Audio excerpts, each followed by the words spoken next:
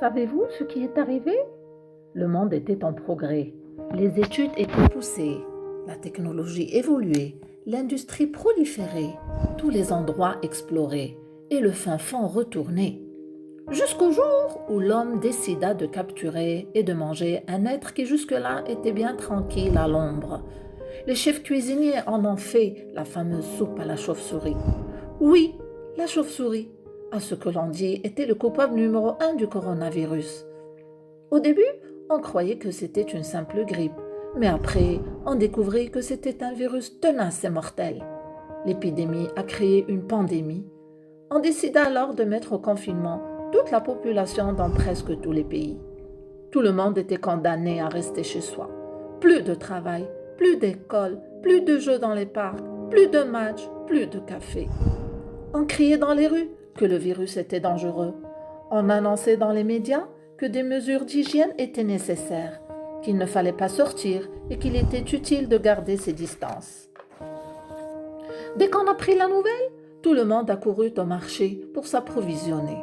Mais très vite, ils s'enlacèrent et se faisaient livrer chez eux. Les scientifiques se consacrèrent à la conception des traitements et des vaccins. Les bateaux accostèrent dans les ports et les avions s'alignèrent dans les aéroports. Dans le confinement, les uns commencèrent à voir rouge et à broyer du noir. Les autres changèrent leurs habitudes et se mettèrent à concocter des mets délicieux et à s'engouffrer. Et voilà le résultat. On revenait aux recettes de grand-mère, au moindre petit éternuement. Avec un cœur simple, Mathilda se mettait à des lectures douces. Barry consultait de vieux livres pour changer le monde. Et Oscar préférait les livres des fantômes. Ceux qui n'avaient pas l'habitude d'être enfermés cherchaient à filer entre les barreaux, à imaginer d'autres moyens pour s'échapper. Mais gare au coronavirus qui était au guet.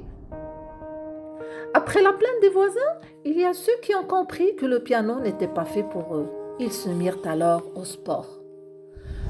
L'autre revers de la médaille nous montra que Dame Nature coulait des jours merveilleux. Les dauphins sautaient de joie.